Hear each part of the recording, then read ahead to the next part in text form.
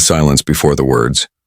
The boardroom was heavy with silence, the kind of silence that stretches across the walls and seeps into the hearts of everyone seated. Sundar Pichai sat at the head of the table, his fingers folded neatly, his eyes calm but unreadable. Around him, his leadership team shifted in their seats, waiting for the usual rhythm of updates, strategies, and forecasts. But today felt different, as though an invisible weight pressed down on the room, making even the air feel cautious. For years, Sundar had been known for his quiet strength, for his ability to lead without raising his voice, for his humility in a world often dominated by ego. He was the man who had risen from a modest childhood in Chennai, India, to the heights of Silicon Valley, carrying with him not only intelligence, but also kindness and respect. His colleagues admired him, his employees respected him, and millions around the world saw him as the face of patience and resilience. But now, in this room filled with the brightest minds, his silence was unsettling. The meeting had begun like any other. Charts were projected, reports were read, numbers were discussed. Yet Sundar's eyes wandered as if he were somewhere else, lost in a place only he could see. His voice, when he finally spoke, carried an unusual softness. "I have something important to tell you," he began. Immediately, every conversation stopped. Phones were lowered, pens paused, and breaths held. What came next would shock them all. The truth is, Sundar had been carrying a burden for months. Few knew the depth of his struggles. The late nights filled with endless thoughts, the quiet moments of doubt when even his strong sense of purpose wavered. Leadership at that level is not only about guiding a company, it is about shouldering the weight of millions of lives, decisions, and futures. He had been the anchor for so long, but even anchors can feel the pull of the deep sea. He looked around the table, his eyes moving slowly from one trusted leader to another. "Before we continue with business," he said, "I need to speak from the heart." His words were simple, but the tone behind them sent a ripple of unease. The team leaned in, sensing that what was coming was not a routine announcement. Memories flashed in Sundar's mind as he spoke, the dusty streets of his childhood, the evenings spent studying under dim light, the excitement of his first journey to America, the struggles of adapting, the resilience it took to keep going. He remembered the faces of those who had believed in him when he was just another student with big dreams.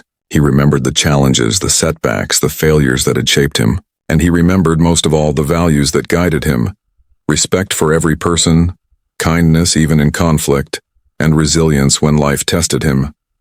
His voice grew quieter, but sharper with emotion. "I know each of you expects me to talk about growth targets, new strategies, or global plans. But what I want to share is far more personal." The room froze. The leaders exchanged nervous glances. Something inside them whispered that this was not just another speech. "I am stepping down." The words landed like thunder in a cloudless sky. Gasps echoed. Someone's pen clattered to the table, and a silence even heavier than before swallowed the room. It was as if time had stopped, trapping everyone in disbelief. Sundar's face was calm, almost too calm, but his eyes betrayed a storm beneath. Before anyone could respond, he raised his hand gently, signaling for patience. "I know this comes as a shock," he said, "but you need to understand why." His tone was not one of finality, but of a story still unfolding. Sundar leaned back slightly, his gaze turning inward as though speaking not just to the room but to himself. "This is not about failure. It is not about defeat. It is about something deeper. Something I need to share with all of you, not as your CEO, but as a human being." A murmur moved across the table, but no one dared interrupt. The weight of the moment was too immense. Sundar's humility had always made him approachable, but now it made him vulnerable, raw, and real. He continued, his words slow and deliberate, each syllable carrying years of unspoken truth. "There are moments in life when the world sees your strength, but only you feel the cracks beneath. I have carried many responsibilities with pride, but in that pride I sometimes forgot what it means to simply live. I want to tell you about the journey that brought me here, and why this decision, as painful as it is, may also be necessary." The leaders listened, their emotions tangled between fear of the unknown and compassion for the man they admired. Their minds raced with questions, but their hearts recognized the sincerity in his voice. Outside, the world moved on as if nothing had changed, but inside that room everything had shifted. Sundar's announcement was more than words. It was the start of a story no one expected, a story that would test loyalty, reveal hidden struggles, and redefine what true leadership really means. And as he prepared to share the reasons behind his shocking decision, The room braced for truths that could break them, or bring them closer than ever before. The air was tight with suspense. Every heartbeat seemed louder, every glance sharper, and then Sundar's eyes narrowed and he spoke again, ready to unravel the secret he had held close for so long. But before he could finish, the doors of the boardroom swung open. The stranger at the door, the boardroom doors opened with a slow creak that seemed far too loud for the tense silence inside. Every head turned toward the entrance, expecting perhaps a late executive, an assistant with urgent papers, or a technical glitch that required attention. But instead, a single figure stood in the doorway. No one recognized him immediately. He was not dressed like a corporate visitor. His clothes were plain, his posture uncertain, yet there was a quiet strength in the way he stepped forward. He carried no badge, no briefcase, only a presence that felt strangely commanding. Sundar's eyes widened for a fraction of a second, a flash of recognition flickering across his usually composed face. He whispered something under his breath, so soft that those closest to him could barely hear. "It can't be." His voice trailed off, leaving the rest of the room more unsettled than before. The man at the door looked directly at Sundar, and for a long, heavy moment, the two locked eyes. There was no malice there, but something deeper, an unspoken history that no one else in the room understood.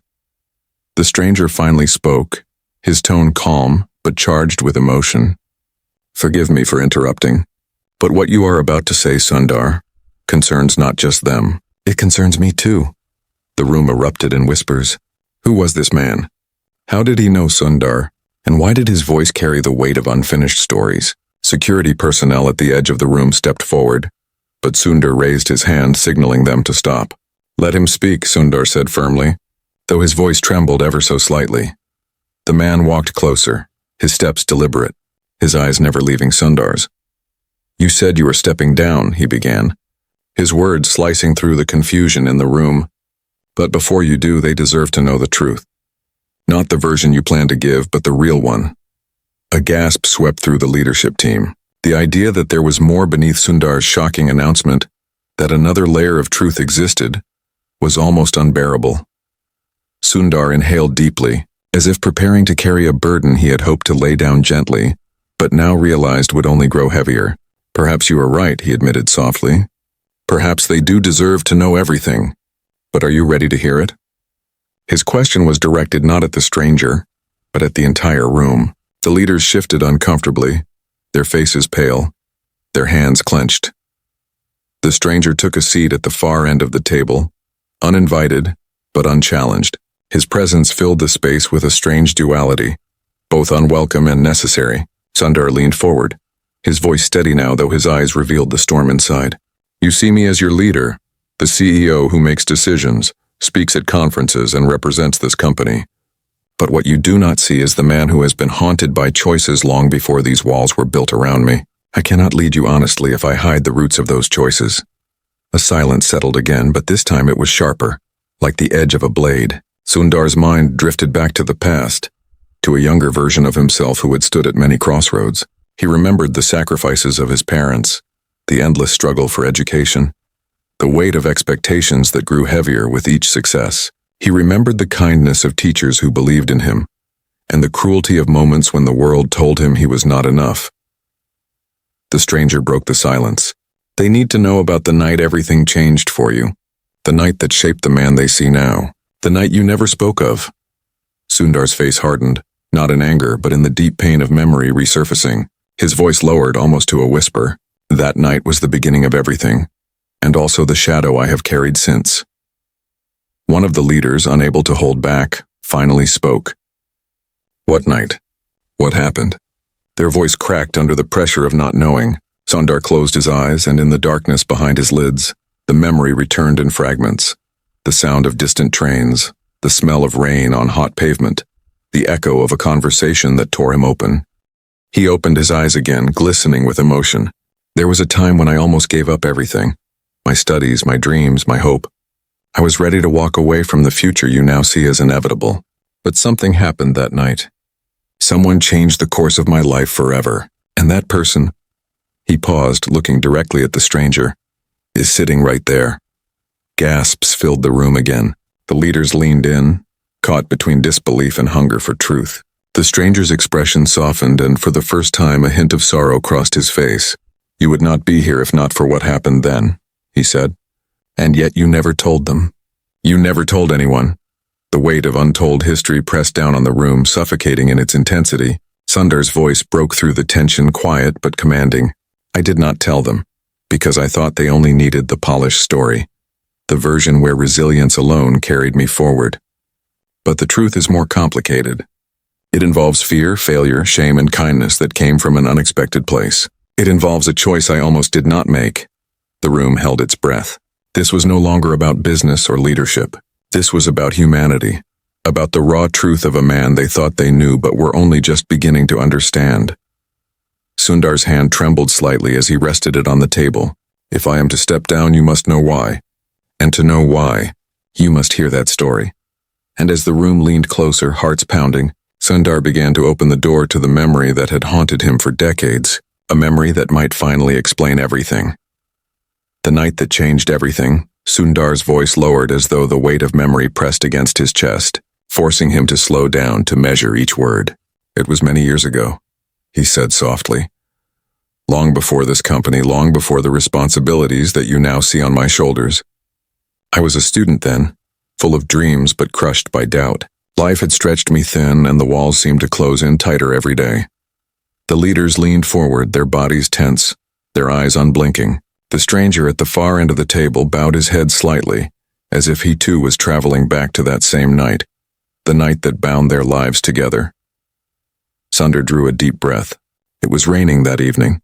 The streets of Chennai shimmered with water, the lamps flickering like tired stars. I was walking back from the university.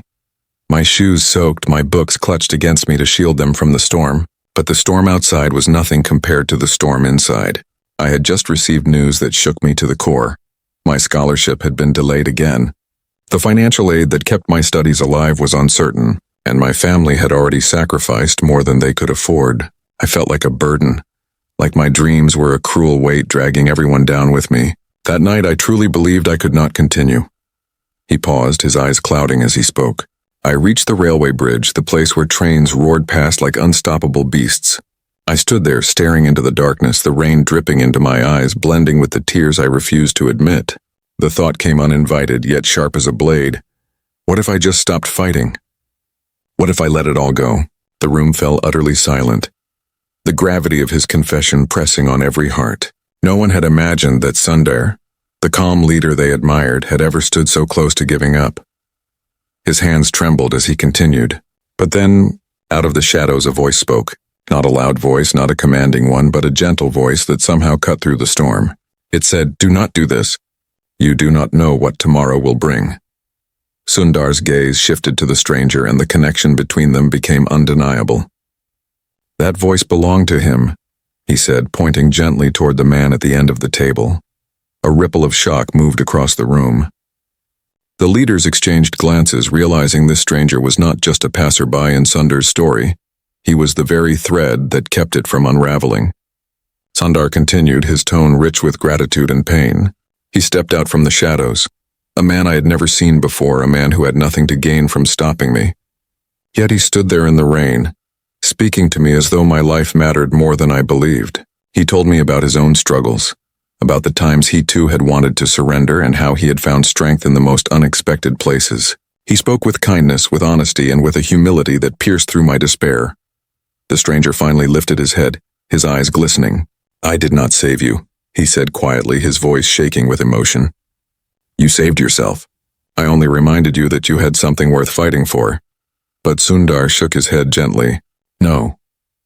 You were the mirror that showed me I was still alive, still capable, still worthy of tomorrow. Without you, I would not have made that choice. I would not be sitting here today." The room felt smaller now, as though everyone had been drawn into the intimacy of that night, into the fragile humanity of a moment where one choice could have ended everything. Sundar's leadership team, people used to data and logic and strategy, now sat face to face with the raw truth of their CEO's survival. Sundar leaned back, his voice breaking slightly. "That night taught me that leadership is not about perfection or power or even vision. It is about resilience, about humility, about the kindness that can change a life when it is least expected. And I have carried that lesson into everything I have done since." But here's the truth you must understand. Carrying that memory has also been a weight, a reminder that every step I take is borrowed time, borrowed hope. And sometimes, that weight becomes too much to carry alone. The stranger looked at Sundar, then at the room. His words came slowly, deliberately. He speaks the truth. You all see him as unshakable, but even he has scars. And scars, if never spoken of, can harden into chains. The leaders sat frozen, unsure whether to comfort him, to question him, or to protect the company from the storm that now seemed to be unraveling before their eyes. Sundar's confession was more than a story. It was a revelation of fragility, a reminder that even the strongest leaders are still human, still breakable. And then Sundar's eyes filled with something new, not just sorrow, but determination. That night saved my life, he said, but it also left me with a promise I made to myself. I promised that if ever I reached a place where people depended on me, I would never let silence or fear steal their hope. I would give them the truth even when it hurt. His voice dropped to a whisper. That is why I am stepping down. Not because I am weak, but because I must keep that promise. The room erupted with voices, questions spilling over one another, panic mixing with disbelief. But in the chaos, Sundar's eyes remained steady, locked on the stranger. There was something more in his gaze, something unspoken that suggested the story was not yet finished. And as the storm of voices swirled around him, the stranger finally leaned forward, his voice cutting through the noise like a blade. What you have not told them yet, Sundar, is what happened after that night. The part that even now you fear to say. The room went silent again. Sundar's face drained of color. His lips parted, but no words came. The leaders, their hearts pounding, realized that the most shocking truth had not yet been spoken. The unspoken promise, the silence after the stranger's words stretched so long that it seemed the walls themselves were waiting. Sundar's breath caught, his hands tightening against the polished table as though holding on to the present would keep the past from flooding in. His voice, when it finally came, was low and almost broken. Yes, he whispered. There was something after that night. Something I never spoke of because I believed it would only confuse, perhaps even ruin, the way people saw me. His leadership team leaned closer, every heart pounding with the weight of the unknown. The stranger's gaze did not waver. Tell them, he said, or you will carry it until it consumes you. Sundar closed his eyes. The images returned with cruel clarity. The rain, the trembling decision not to give up, the stranger's words pulling him back from the edge. But what came after was not relief. It was something darker, more complicated. After I walked away from that bridge, Sundar began, I felt as if I had been given a second life. But the truth is, I walked into a different kind of storm. I realized that surviving was not the end of the struggle. It was the beginning of a responsibility I did not know how to bear. He paused, swallowing hard. I made a promise that night. I told myself that if I ever succeeded, if I ever rose to a place where I could influence lives, I would never allow another person to stand alone in the darkness as I did. I promised that I would dedicate my life to lifting others, no matter the cost. His words carried the weight of oath, a vow born not from ambition, but from desperation. But then his eyes darkened, and yet that promise came with a price, because in trying to save others, I began to forget myself. Every decision, every long night, every burden I carried, it was all to honor that vow. But I never told anyone the truth because I feared they would see me not as a leader, but as a man haunted by a single night of weakness. The stranger leaned forward, his tone gentle but unyielding. It was not weakness. It was humanity, but you turned it into chains. Sundar nodded slowly, his expression heavy with sorrow. Yes, I chained myself to that memory, to that promise. And it drove me, yes, it lifted me higher than I could have dreamed. But it also left me restless, sleepless, unable to breathe at times. Every smile I offered the world carried the shadow of that night. I thought I could bury it under success, but the truth is, the higher I climbed, the louder the memory echoed. And now, I fear I have become a man who no longer knows where his own life ends and the promise begins. The room was gripped in silence. Some leaders had tears in their eyes. Others stared in stunned disbelief. To see their CEO, a man of calm certainty, lay bare the fragility behind his journey. It was both devastating and strangely liberating. One voice finally broke through. But why step down now? Why not share this earlier? Why not let us help?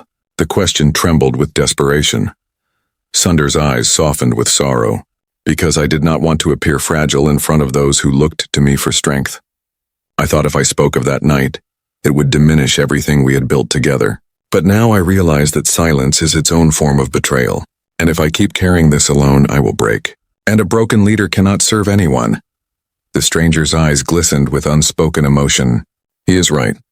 But what you still don't know is that he was not alone after that night. He thinks he carried this burden in silence, but there were consequences. Ripples that followed him. Ripples he has never told anyone about. The words sent a new chill through the room. Sundar stiffened, his face pale. "Don't," he whispered, but the stranger shook his head gently. "They must know. Because the choice you made after that night did not only affect you, it affected me and others too." The leadership team leaned in, their confusion deepening, their curiosity burning. Sundar looked torn, as if every part of him wanted to resist, but also knew resistance was useless. Finally, with a heavy exhale, he spoke again.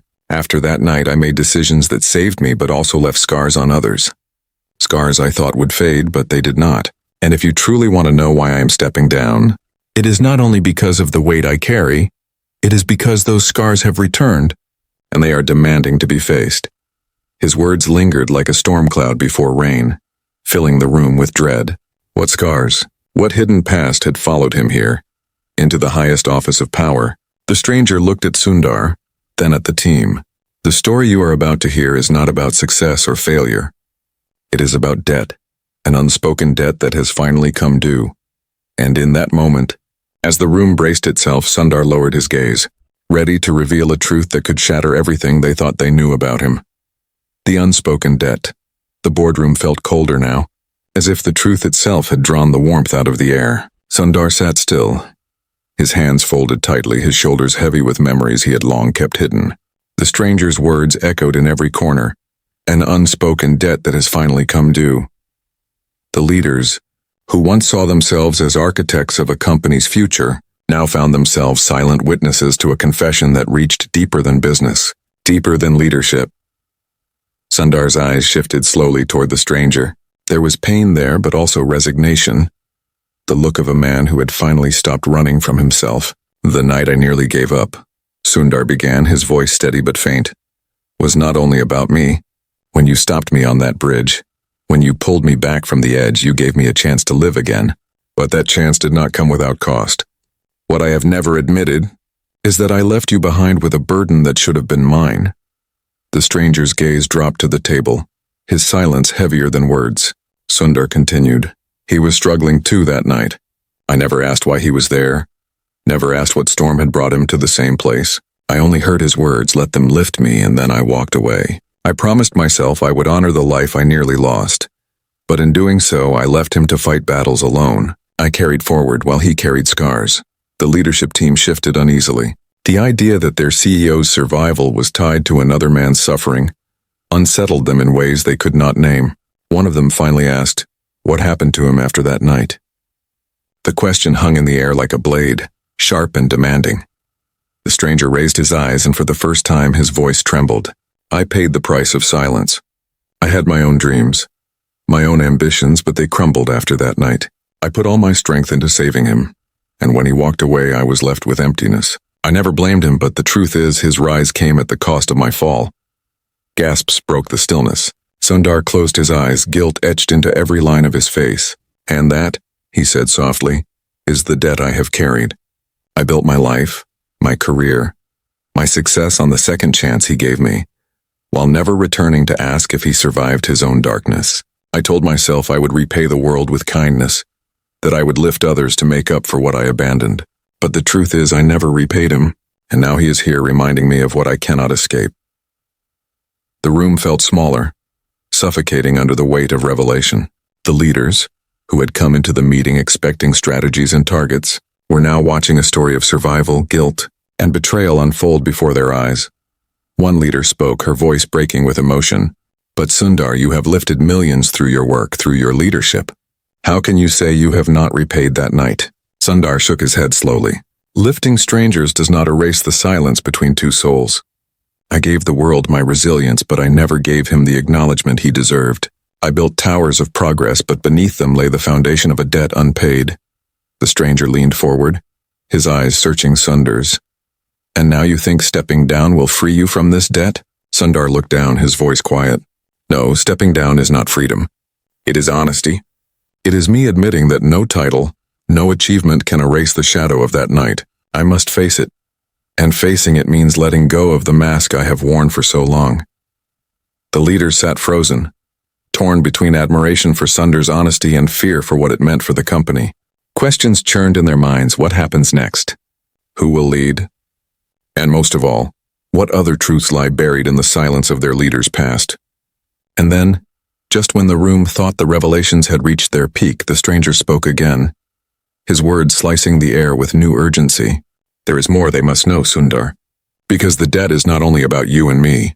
That night did not end with your decision to live. Something else happened after you walked away. Something you have never spoken of, not even to yourself." Sundar's head snapped up, his face drained of color. "Don't," he whispered, his voice tight with fear. But the stranger's expression was firm, almost sorrowful. "They must know. Because that hidden truth is the reason your silence has haunted you all these years." The room seemed to pulse with dread, as though the very walls anticipated the weight of what was about to be revealed. Sundar's hands shook as he tried to speak, but no sound came. The leaders, their hearts racing, leaned in, bracing themselves for the secret that had lived in the shadows for decades. And as the silence deepened, the stranger finally opened his mouth to reveal the truth that could change everything they believed about Sundar's life and legacy. The final truth. The stranger's voice trembled as he began, but it carried a clarity that cut through the thick silence of the room. "That night did not end with words of comfort or with you walking away, Sundar. What you never knew, what I never told you, is that moments after you left, someone else arrived, and their life was forever changed because of what happened there." Sundar's breath caught, his chest rising sharply as if struck by a hidden blade. "No," he whispered, his head shaking slowly, his voice full of denial. "Don't say it." The stranger's eyes softened with sorrow, but his words pressed on. "Yes, when you stepped away, a young boy wandered onto the tracks. He was lost, soaked by the storm, crying for help. I pulled him away just as the train thundered past. I saved him, but in that moment, I was struck not by the train, but by the truth. I had given everything to pull 2 lives from the edge in one night, yours and his, but afterward I had nothing left for myself." Gasps broke across the table. The leaders leaned forward, their faces pale with shock. Sundar's own body shook as he tried to comprehend. "A boy, a child was there? And you never told me." The stranger's expression was heavy with years of silence. "I never told you because I wanted you to rise free of the guilt. I wanted you to believe the world had given you a clean chance, unburdened by the price others paid. I thought if I disappeared, you would shine brighter. But that boy, he grew, Sundar. He grew into a man whose life was shaped by that night, though he never knew why. And one day, his path crossed yours, hidden in the thousands of faces that looked up to you." The room stirred, confusion swirling with dread. Sundar pressed his palms against his face, his voice muffled. "Who was he? Who was that child?" The stranger's reply was quiet but unrelenting. "He is one of your own leaders. He sits in this very room." An audible wave of shock spread through the boardroom. Heads turned sharply, eyes scanning one another, searching for clues, for any sign of the boy grown into the man who now held a piece of Sundar's history.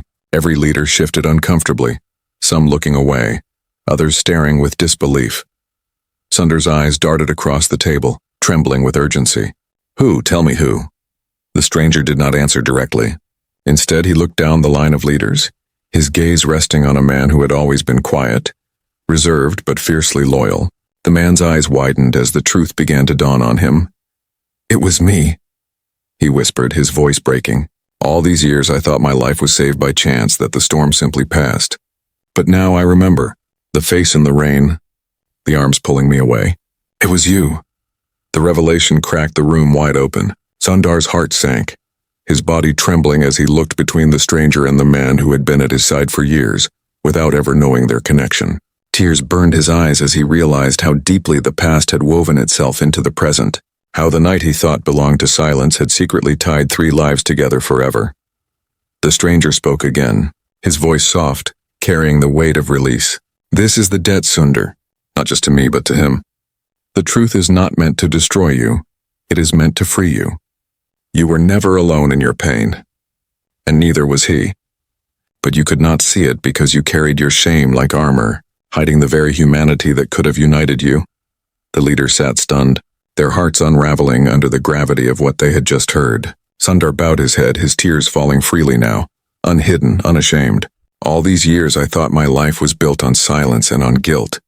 But the truth is it was built on kindness. On the kindness of a stranger who saved me, and on the resilience of a boy who carried forward a life I never knew I had touched. The stranger leaned back, his face weary but peaceful, as though speaking the truth had finally set him free. Now you see, stepping down is not the end of your story, Sundar. It is the beginning of living without chains. The boardroom sat in silence, not of fear or confusion now, but of awe. The weight of ambition, of titles, of power, seemed suddenly smaller compared to the weight of humanity they had just witnessed. Sundar lifted his head, his voice quiet but resolute. I am stepping down, yes, but I am not walking away. I will dedicate what remains of my journey to honoring the lives that were bound together that night. Not as a CEO, not as a symbol, but simply as a man who was saved, and who must now live worthy of that salvation. And with those words, the story ended not in defeat but in a kind of redemption, the kind that grows only from truth. The leaders sat still, their eyes full of tears, their hearts full of respect. Outside the boardroom, the world went on unaware, but inside, something far greater than strategy or profit had been revealed. The man they admired was no longer just their CEO. He was a mirror of their own hidden struggles, proof that even the strongest leaders are human, and that humility, kindness, and resilience can rewrite the ending of any story.